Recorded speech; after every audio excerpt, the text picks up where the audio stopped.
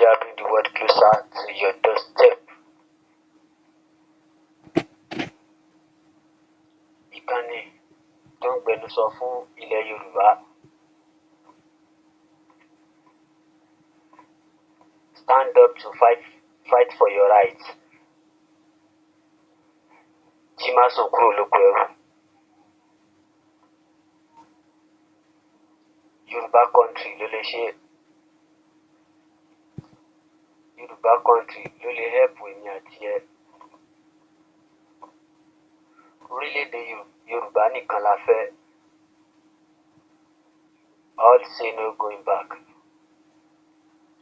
Yoruba freedom, no going back.